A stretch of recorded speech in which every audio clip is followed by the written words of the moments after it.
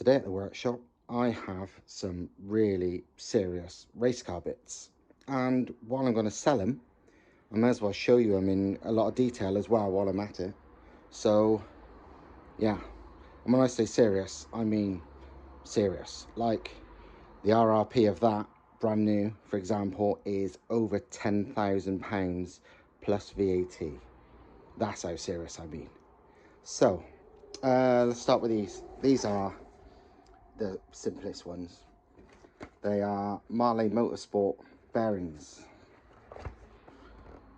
UK made by what used to be Vanderval, a famous race bearing company in the UK, and Mahle bought them out to be part of their motorsport division. So these are 18T and TFSI and TSI, basically the 4-cylinder Volkswagen Audi engines. Race bearings. These were originally from, wow, they are spares from a 2-litre turbo spec touring car engine.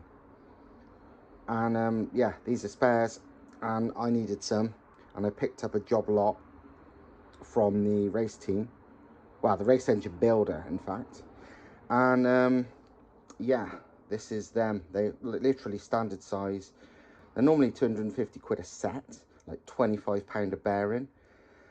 I'm going to sell these, I don't know, probably like £150 or something. I'm going to put them on eBay, but I've already listed them. Wow, I've already mentioned on my Facebook.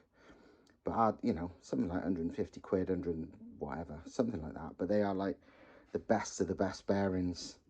And at that price, they're the same money as what you'd get normal ones for.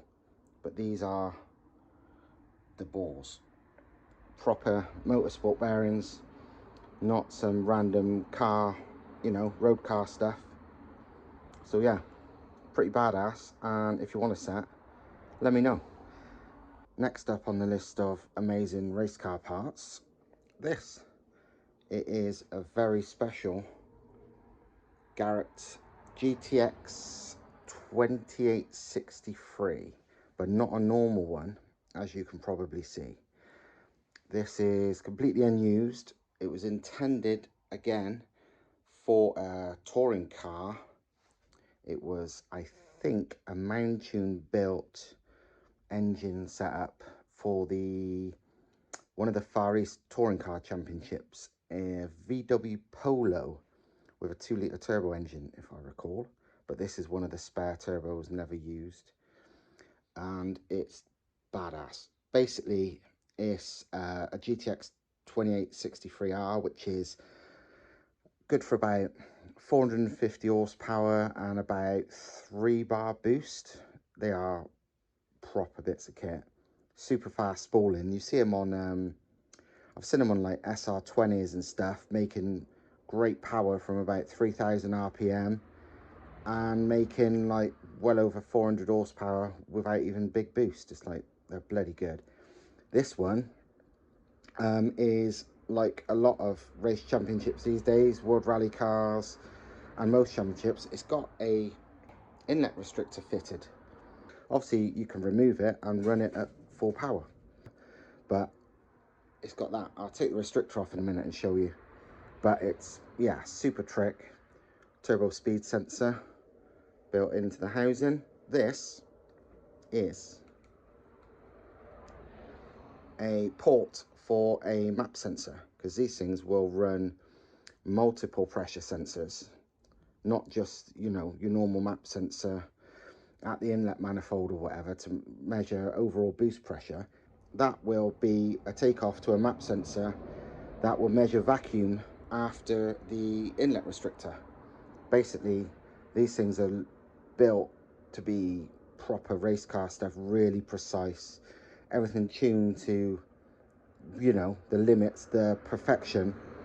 So they want to know every little thing. So because the way turbos work isn't on pressure as such, but they see pressure ratios. So it doesn't matter to the turbo if the air on the inlet is 3 bar or atmospheric, which is 1 bar, or in a vacuum, which is, you know, say -1 bar, like it's after the restrictor, the turbo will still be the same. So its limit, if you're looking at compressor map, will vary. So say for example, this turbo can do 3 bar boost. Well, it can. If you look at the compressor map, 3 bar is about the limit of its boost pressure, which is a pressure ratio of 4. So 3 bar boost, 1 atmospheric. If you had a restriction in the inlet, as in an inlet restrictor, and say it was making 1 bar of restriction at full power, then that 4 bar pressure ratio will be 2 of, you know, pre-turbo, atmospheric as such, from what the turbo knows, as in from that sensor, and 2 of boost. So yeah, it's pretty trick stuff. It's exactly the same as why compound turbos work, because if this was on a compound setup, you know, say it was seeing you know, 2 bar before the turbo doesn't care. The compressor still works like it was running you know, atmosphere before the turbo, which is why compound turbos work so well and the compressors are so efficient. The only issue comes, which is why you have a vacuum thing, is if you're trying to run a restrictor. Well, if you're running a restrictor and trying to run 3 bar boost, but it can't, this is running the pressure ratio of 4 maybe, but 3 bar boost, it would probably overspeed and explode because the pressure ratio could be 5, 6 maybe, depends what the restriction is. So yeah, that's why they have that. This is deliberately a compact version, so it's got almost the almost like an SR20 style housing with the 2-bolt inlet and 2-bolt outlet, because SR20, like S14s and S15s had that style thing, and that's why it's got bolt-on parts. You know, you can buy these anyway. You can buy normal straight bolt-ons for these. They're simple and common. It's got obviously water-cooled core, ball bearing, teal turbine housing. This one has been heat treated or something from what I remember them saying. As you can tell, it's like unused, but it's fancy colours, not just your usual. I think it was heat treated or something they said, basically to take the stresses out of it. But apart from that, it's a conventional GTX 2863. It'd be awesome for a race or rally car, because, well, that's what it was intended for. It's got a 86 turbine housing, TLV band one. This, as a normal one without the added extras, would be about £1,800, £2,000. With these extras, probably realistically well over £2,000. So yeah, big money. I'm not going to sell it for that, of course. I will sell it for a lot less. I'll put the link. I don't know a price, so I'm going to put the link to whatever it is in the description, and I'll also probably put this on my eBay as well. But obviously I'll do it a bit cheaper away from eBay, of course. But yeah, serious bit of kit. Let me quickly take off the inlet restrictor and you can see how it looks normally. This is the turbo minus the restrictor, and as you can see, it's a proper bit of kit. The restrictor's cool, but obviously unless you're running a race or rally car, you won't be using that. But the turbo itself is seriously awesome. Genuine big boost, fast ball, 450 at a push turbo. It is properly good, while not being restrictive at the top end at all, thanks to the teal turbine housing, V-band, and obviously it's really compact because of it too. So obviously water and oil cooled because it's ball bearing, and yeah, literally brand new and unused turbo. Oh, apologies for that. I started removing it earlier to take pictures of the inside, then I thought, hang on a minute, I don't need to. It's completely unused GTX 2863R, so you don't need to see the inside. You can see it on the things anyway. Yeah, I remove this, and then it's like, hang on a minute, you don't even need to see it. It is brand new. The other one I'm going to show you in a minute, well, one of the three. Well, actually, no, I'm going to show the insides of the other two, because they are not off the shelf. This is genuinely, where is it?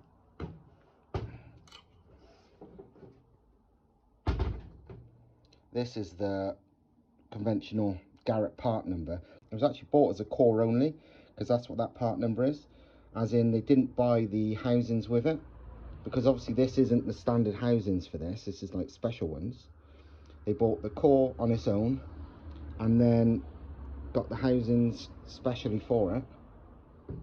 And yeah, but it is what it is. Obviously it would fit to a normal teal flange exhaust manifold, such as them, for example. But yeah, it's an awesome bit of kit. Easily up to 450 brake. You see it on 2 litres, and they're making like big power from like 3000 RPM. It's like, Jesus, they are very good. So, and they rev out nicely too, especially with this housing. So very nice. And yeah, I'm gonna put it for sale. Next up is a turbo you will never ever have seen before. I doubt many people in the whole world have seen this before, because this is basically a one-off. This is a development turbo, originally made and designed by Owen Developments to be homologated for the World Touring Car Championship. It's basically their version of the Garrett World Touring Car Championship turbo, which is also very similar to the World Rally Car turbo. They were all homologated as like a global turbocharger. In Garrett terms, it was a TR25. They are over £10,000 brand new. This was Owen Development's prototype, development version. They officially built for Mountune to dyno test.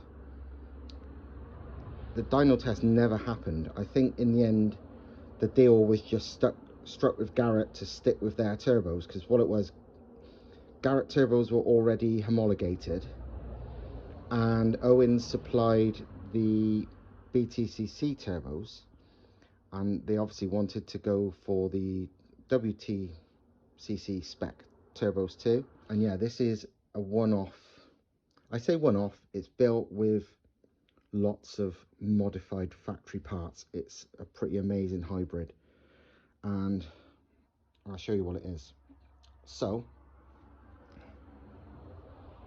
the turbo side is a TR 63 AR V-band housing, which they've modified with a different outlet, as you can see, to be same as WTC spec. Welded it on. It's ball bearing, oil and water cooled, but uprated bearings, uprated bearing cages, not plastic like the normal ones. This is proper motorsport spec metal bearing cages and so on. Turbo speed sensor hole, a modified housing to allow for the 4-bolt inlet restrictor, and a very, very special compressor wheel. I will now take off the housings and measure it so you can see exactly what it is. So this is the turbine side of the development WTCC turbo. You see, Owen Developments. And yeah, the turbine wheel is basically a GTX 28 variant. So it's the 5447 turbine wheel, 9 blade, obviously a 63 teal housing. This turbine wheel is good for, wow, what's the biggest ones? I think at least 500 horsepower these turbine wheels can do. I mean, the G25 turbine wheels are almost the same. They're the same 54, but they are 49, so like 2 mil bigger, so 1 mil bigger each side blades, and they do like, you know, over 600 proven. So yeah, this is a very high flow turbine wheel. So obviously, as you can see, it's got a different back plate to usual, and a different back plate to the compressor side as usual too. So yeah, it's pretty nice. The very one-off bit by the looks of it, apart from obviously the internals, because there's, well, they're not one-off, but the internals will be the metal bearing cages, unlike the standard ones on Garrett turbos for road cars, which are basically plastic bearing cages. But yeah, this is a super strong version, because these were intended to run with, same as that last one I was showing you, that GTX. These were running with fresh air anti-lag at all times. You know, they're built to take serious abuse for many races in a row. It wasn't even a thing where they changed the turbo every race. The turbos were basically checked, and if good, run again. So yes, right, and let me show you the compressor side, because that's much more different to what you expect. The compressor side is where it gets very interesting, because it's clearly a custom made compressor wheel. It's not quite the same as any of the Garrett ones. It's 60mm overall, much like the Gen 2 GTX 2860, which they rate at 475 horsepower. But this is much thinner blades, has got that special bullet tip, and yeah, it's just a bit different. Clearly made for, well, knowing what the other ones are, since this race use, the maximum speed will be a little higher. So it's safe to say, I've heard people say with the World Touring Car turbos, which are basically the same size compressor as this, they're good for, some say 550 with no restrictor, but realistically over 450 with the right engine, of course, because this size compressor wheel just on a normal GTX 2860 Gen 2 is 475 brake rated by Garrett, and that's just a off-the-shelf, you know, passenger car turbo. This is built for actual race use, far more abuse and far more special. But yeah, proper bit of kit. It's sort of like, it's a one-off, but it's not a one-off, as in Owens could rebuild this for you no problem, because it is not custom housings, it's modified housings, but not custom. The wheels, the comp wheel is custom, but clearly one they can make, or even do make for other applications, potentially, I don't know. And the turbine wheel is off the shelf Garrett by the seams of it, like a GTX Gen 2. So yeah, also, just in case you sort of doubted the validity of the story of this turbo, it actually comes with paperwork. I'm going to blank off a few names, but the buyer of this could, you know, they could have this paperwork. But yeah, please find enclosed our WTCC development turbo for you to test against a currently homologated Garrett turbo. We have matched all the sizes possible to make it directly bolt on, hopefully, apart from water and oil fittings. We look forward to seeing if this combination of wheels and housing sizes work out to match or even better your findings from the current spec. Blah blah blah blah blah.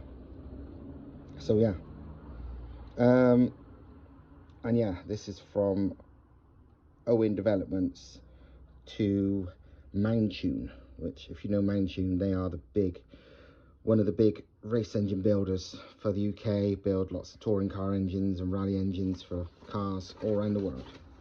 So yeah, it really is what I say it is. So price wise for this one, oh, don't know.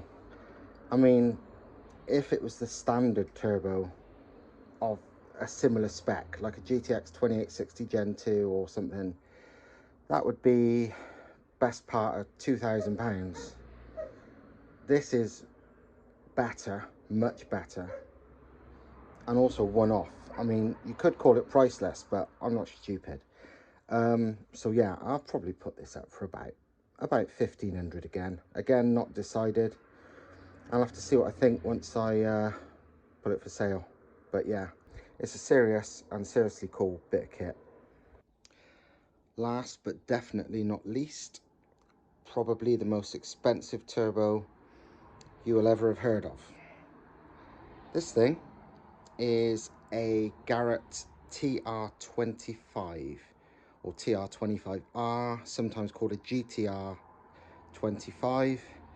It's basically the turbo used on World Rally cars and World Touring cars in the 1.6 litre turbo era.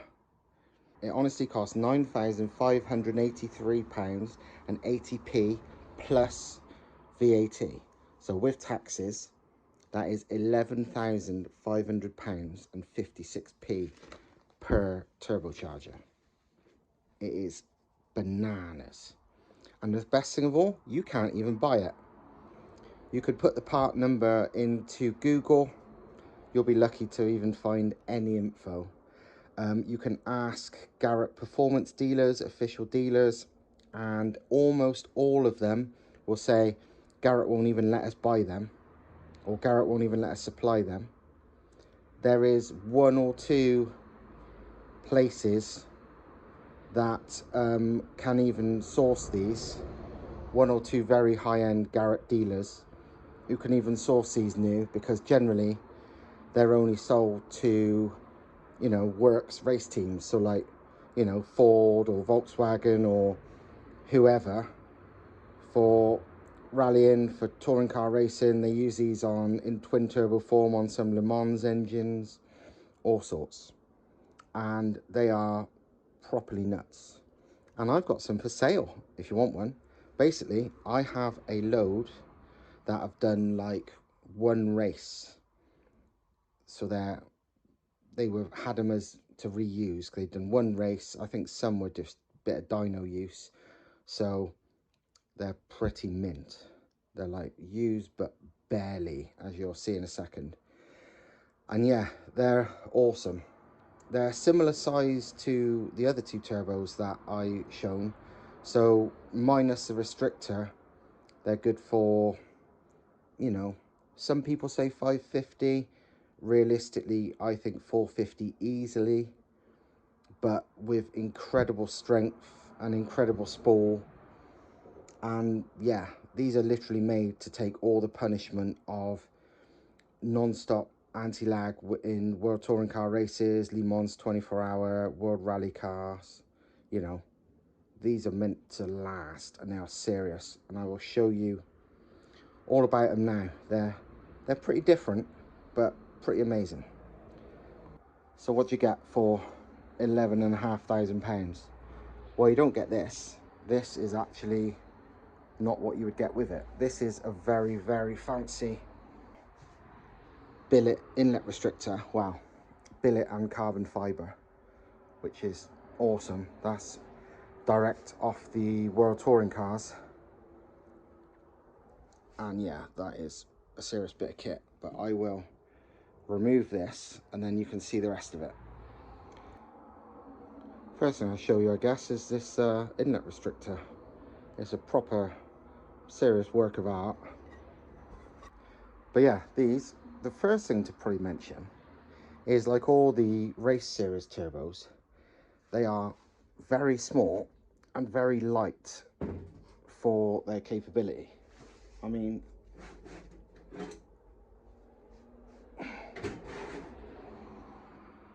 this is a G25 550, for example, and yeah, like compressor housing diameter, it's almost the same because they're very similar in flow capability.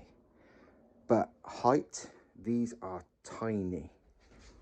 And the reason is, as you can maybe tell, the gap between each housing is far smaller than on a typical turbo.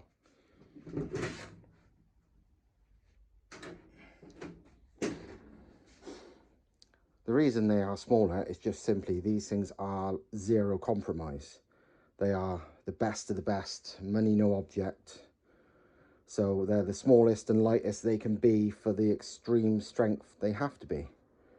So hence why they're £11,500 each, which is absolutely madness, but it is what it is. The compressor wheel is quite unusual. It is a, you know, multi-blade GTX, G series, whatever you want to call it style. But it was like, why is it dark grey? It's almost black. It's like a strange colouring for it. You know, not normal shiny billet or normal cast aluminium. It's like, what even is it? And obviously all of this stuff's made of exotic materials. Exactly what, wouldn't know. It's all like Inconel and bloody titanium and crazy stuff. I don't know exactly because, well, Garrett top secret motorsport stuff. But it turns out the reason it's dark is because it's got what they call an abradable coating on it, which is what they have on all high-end compressors and turbines for not just, well, not even necessarily cars, but aircraft engines and all sorts. And what it is, it's a spray-on coating that is hard enough to stay there, but soft enough to rub off without damaging anything. And what it basically does, it closes up the clearances. It basically gives almost a zero clearance to the housings without doing any damage. Because obviously, if you had zero clearance between wheel and housing with just solid metal, it would, if any connection between wheel and housing, and the turbo is going to destroy itself. But this abradable coating is like a very thin and tough, but not that tough coating that rubs off to give basically zero clearance while not destroying itself, which is why the clearances are so small. And yet if you scratch it with your finger, you shouldn't really, because you want to keep the surface, but you can see obviously, because there's no mating bits there, but you can see it's gradually worn away there from use. And but you can slightly scratch it off if you push hard enough. But yeah, another thing that's really noticeable about these is it spins incredible. Obviously ball bearing, yes, they spin anyway, but for example, G25 550, not really. This Owen's development one, not really. This one, not really. Because ball bearing turbos do spin nicely, but only when they've got oil in them. But these, for reasons I don't know, is clearly a different bearing system. Even though this is dry as a bone, it just spins forever without it. You know, and I'm literally not blagging you, because I'm literally showing you two more. And these are, as you know, very high-end turbos. Ball bearing, they don't do it.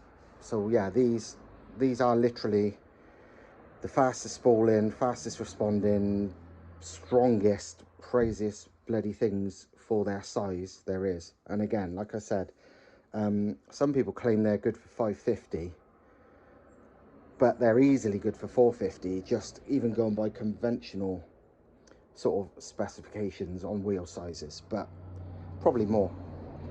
Here's one thing that will maybe blow some people's minds. Ball bearing, but not water cooled. I've talked about this before, but the only reason road car turbos, typical aftermarket turbos, have got water cooled cores, especially ball bearing ones, they have to have them, is because what the internals are made of, the cores, the bearing cages and so on for the bearings, are not very strong. In many cases, I think most cases or all cases for Garrett off-the-shelf aftermarket turbos, the ball bearing cases where the ball bearings sit are made of plastic. So they have to be water cooled, because that shit melts very easily, and it's game over. But proper race turbos, like genuine race turbos, works race team, money no object stuff, they never, be it Formula 1, be it Le Mans, be it World Rally cars, be it touring cars, whatever, if it's genuinely money no object stuff, there is no water cooling at all. It is pure oil, because there's no need. There's no, the only reason to have water cooling is if your oil cooling isn't sufficient for how strong your turbo is. How strong your internals are. It's a crutch, basically. It's not a good thing. It's a compromise, shall we say. And this thing is zero compromise. But yeah, you can kind of see how ridiculously compact it is. It actually makes it a bit of a ball ache to take apart, because there's not much room.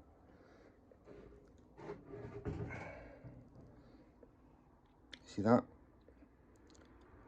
Motorsport's turbocharger. You do not see that on normal Garrett turbos. And yeah, you can Google the part number if you like.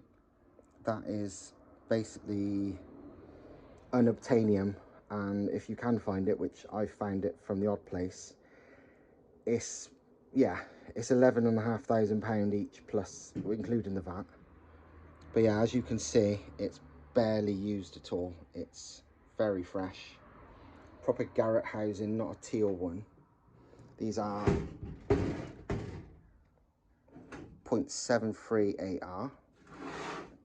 The flange is the same as a teal one. Another thing you'll notice is it's got not one but two turbo speed sensors. Literally, look, turbo speed and turbo speed. Two turbo speed sensors. And again, the reason for this is, not only do they push these things to the absolute RPM limit and, you know, really push these for massively long periods, but they have two as a fail-safe. Can you imagine, they're pushing these to the limit? If one fails, the engine's going to blow, or it's going to be in some kind of limp mode where they can't really push it to the limit because they don't know what the turbo RPM is. So all of these full-on race turbos have two turbo speed sensors, so they got redundancy. So if one fails, they've still got a spare. I dread to think how much these little connectors cost, because you know this is all like mega high-end, because that's metal. That's not some plastic crap. And I bet you the speed sensor's like serious money compared to what we used to. On the turbine side, this is the turbine wheel. What it's made of, I don't know. It's going to be something incredible. It'll be something insane to be able to take the huge 1,000 degrees Celsius plus temperatures that you will get with anti-lag and so on. Design wise, it's very similar to a typical like GTX Gen 2 type thing, but material wise, no, this is something else. Again, you can see it's barely been used. It's very lightly used. Again, what the housing's made of, I don't know, but it's clearly, you can feel it's a different than the typical teal housing material, but what exactly it is, genuinely wouldn't know, and I don't think you would get Garrett to tell you either, because this is, you know, secret squirrel motorsport stuff, not for peasants, the general public like you and I normally. Just I love my race car shit, so I've managed to get hold of some. So let me whip the housings off and I'll show you what's inside. Right, so here's the compressor side. AR 0.60, if you wondered. It not like it makes hardly any difference with a compressor housing. This is the wheel. It is actually the exact same size, probably unsurprisingly, as the Owen's prototype World Touring Car one. So it's a 60mm compressor wheel, same as that. This is same inducer, same everything. The difference is with this one, this is 10 blade rather than I think 7 for that Owens one, and the wheel like design is also very different with some full length curved blades, and I still can't get over how much freer spinning this is compared to even normal ball bearing turbos. Ball bearing turbos do spin freely, it's just one of them things, but this thing's ridiculous. It's got some amazing bearings in it, whatever the hell they are. But yeah, so it is what it is. And you can kind of see, you know, I said about the spray on coating, you can kind of see, look, because it's lighter, because obviously they don't spray it like in the nooks and crannies, it will get really thick, but you could, on the edges of the wheel where the abradable coatings come off, it's super shiny, and where they spray it and it doesn't get in the corners, because they wouldn't, it's super shiny. And there's a couple of marks here and there where I've literally done it with my finger just to check what it was, because I wondered what it was. And then I realised it come off, so I googled it, and yeah, it's abradable coating that they put on these TR turbos on the compressor wheels to, you know, do that. In fact, there's I remember seeing a Steve Morris Engines video a little while back where he got it done to his turbos on his drag car as well for the same thing by some company in America. But yeah, Garrett do it, and it turns out it's the norm for like aeroplane engines and just really high-end turbines, and obviously this is a really high-end turbine. So right, let me put the housing back on. I will flip it over and show you the other side. The turbine side is pretty interesting. Obviously it's double V-band rather than bolted on the compressor side like most Garrett turbos, but the wheel is surprisingly big. The turbine wheel is the same overall diameter as a Garrett G25 660 or 550, they share the turbine wheels, but where a 550 uses a 49mm extruder turbine compared to 47 for the GTX 28s, this is actually a 50, so this is ever so slightly larger than a G25 turbine wheel. In actual blade design, it's practically the same, 9 blade G25 style, the curvature and everything looks the same. I mean, even the G25s, I know they're meant to have like Marum turbine wheels as shafts, which is what they use for like high temp stuff, but I would say this is probably even more so material than that. I'd be very interested to know what this back plate's made of, because it doesn't even feel metal to me. It almost feels like a ceramic, which could make sense considering this you know, incredible high temperatures, but that doesn't feel metal to me. That feels ceramic, which obviously, you know, space shuttle or anything with really high temp, if money isn't an issue, ceramic is better than just plain old metal. So yeah, but as you can see, it's still very fresh, very clean. It's not had much use at all.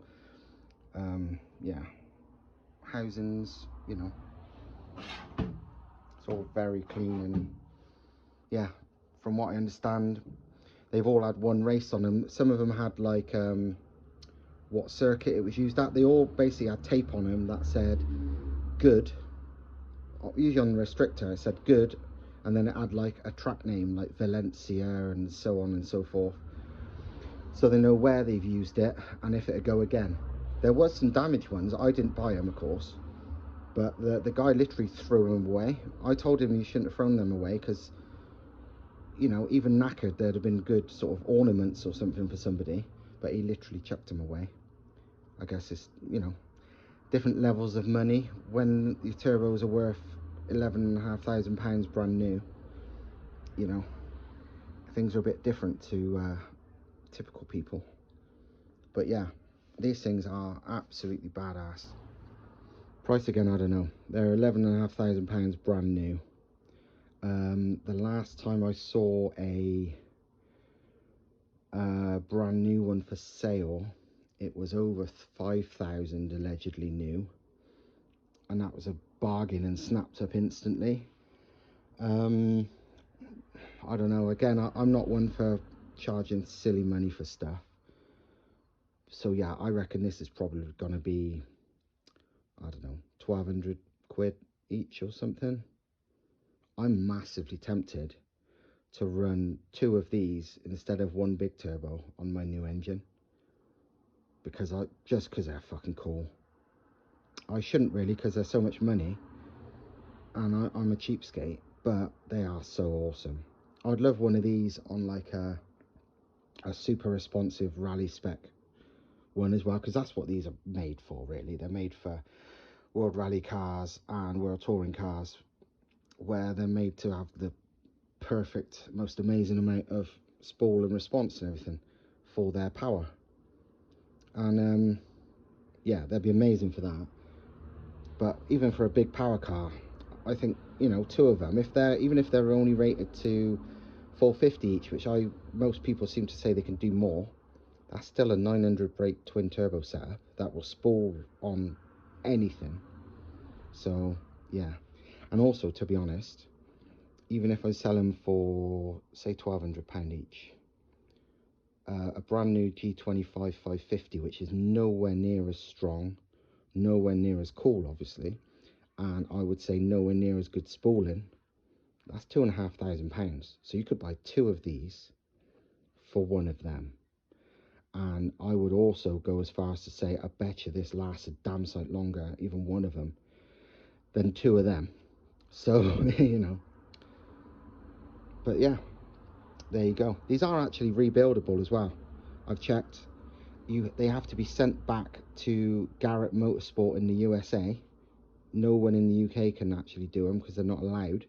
But these are rebuildable. So yeah, it's not even scrap when it breaks, unlike many ball bearing turbos. So yeah, awesome bit of kit. And rather than just chuck them up for sale, I thought I'd talk about them a bit, because even non-buyers will be interested, no doubt. Oh, if you're wondering what these are, you see them on all motorsport things. They're like glue-on tags that they put the wiring looms around. But yeah, serious crazy bit of kit. One thing you'll also notice on these is there's lots of little holes, because obviously race car stuff, everything gets lock wired to stay in place. So there's lots of little holes drilled so they could put the locking wire through everything, so nothing can come loose or be removed or whatever without them knowing. So I mentioned the holes for lock wire. Look, even some of the bolts have holes drilled in them for lock wire. Some serious business going on here. Before I go, I'll tell you another little bit of turbo, well, I don't know about trivia, but it's useful in case you're worried.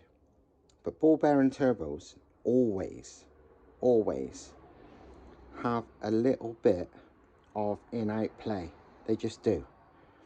I'm sure that goes away when the pressurized oil's flowing through it, but you'll always find, you won't really find any side-to-side play on brand new ball bearing turbos. No matter what, there's always a tiny bit of in-out play. Like, not much, but you can feel it. More than on a journal bearing turbo, because people always say, oh, you know, in-out play's bad, that's a warm turbo and all that. It's like, yes and no. On a ball bearing, no. They come with in-out play as standard. That's just how they are, you know. And this is like a top spec Garrett and a top spec world touring car prototype from Owen Developments, so which is like one of the top, if not the top, UK hybrid turbo makers, motorsport turbo makers. And yeah, this is just a normal 550. If anything, this has got the least. But yeah, they've all got some. And on journal bearing turbos, i.e. non-ball bearing, if they are dry of oil, they've got play everywhere. They always have. There's a little bit of side-to-side play, even with oil, unless it's pressurized with a journal bearing, because it's only pressurized oil that keeps it centralized. But yeah, these, no matter what, because people might, you know, imagine if you was buying a second-hand ball bearing turbo, you'd be like, oh, it's got a bit of in-out play, it's damaged. No, mate, they are like that as standard.